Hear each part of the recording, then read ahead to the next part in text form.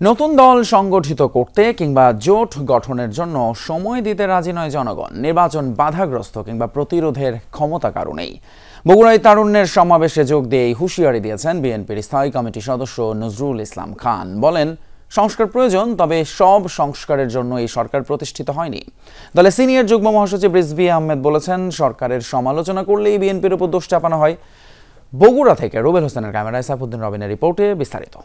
রোজকার সাধারণ খাবার এখন হবে অসাধারণ। প্রাণ স্বাদের মশলা, স্বাদ বাড়ায়, ঘ্রাণ ছড়ায়। বৃষ্টি ভেজা সমাবেশ। বৃষ্টির মধ্যেই নেতাকর্মীরা ঠায় দাঁড়িয়ে বগুড়া সেন্ট্রাল মাঠে তারুণ্যের রাজনৈতিক অধিকার প্রতিষ্ঠার সমাবেশে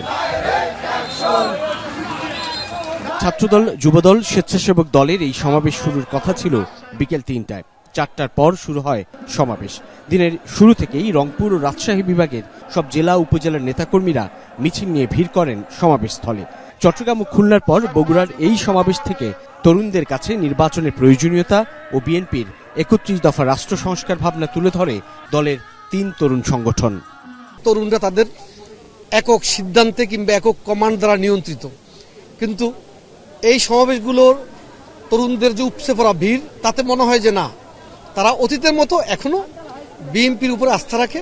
রাষ্ট্র ক্ষমতায় বিএনপি দায়িত্ব পেলে ইনশাআল্লাহ বিএনপি ভারপ্রাপ্ত চেয়ারম্যান জনাব তারেক রহমান তরুণদেরকে প্রাধান্য দিয়ে মেধা এবং বুদ্ধিদীপ্ত বাংলাদেশ গড়বে ইনশাআল্লাহ। আজকে পরিবর্তিত পরিস্থিতিতে সেই তরুণদের উপরে আমরা আস্থা রেখেছেন আমাদের দলের ভারপ্রাপ্ত চেয়ারম্যান।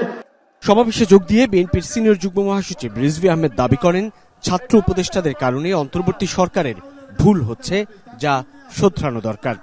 ডক্টর ইউনূস সাহেবের হয়েছে কি, তিনি শুধু ছেলেদের দিয়ে না, ছেলের বয়সী নয়, নাতির বয়সী অনেক অ্যাডভাইজার করার কারণে কিছু কিছু তার ভুল হচ্ছে এবং এই ভুলটা আসলে শোধরানো দরকার। রাজনৈতিক দল তো সমালোচনা করবেই।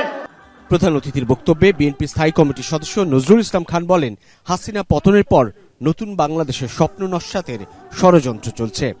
তারা যেসব পরিবর্তনের কথা বলছেন, ৩১ দফা তার সবগুলো দিয়ে আছে প্রায়, কিন্তু সব সংস্কার করে ফেলার জন্য এই সরকার প্রতিষ্ঠা হয় নাই।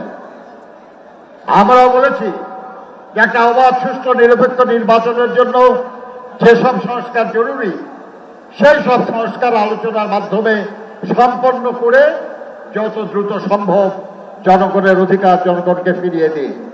ডিসেম্বরের পর নির্বাচনের কারণ জানতে চান বিএনপির এই নীতি নির্ধারক। বলেন, নতুন দল সংগঠিত করতে কিংবা কারো ঐক্য করার জন্য সময় দিতে রাজি নয় জনগণ।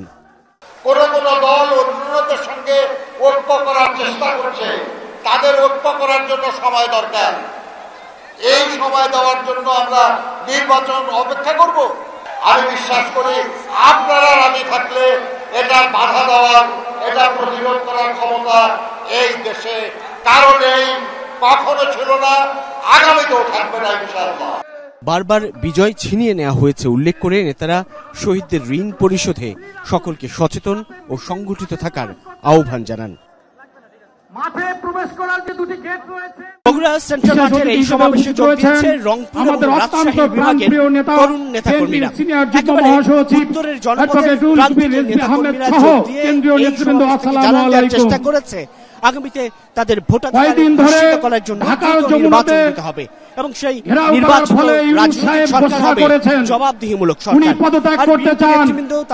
আমি বলতে চাই, আগামীতে তারা আমরা এই যমুনা পাড়ের মানুষ হবে উৎপাদনশীল উন্নয়নমুখী। বগুড়া।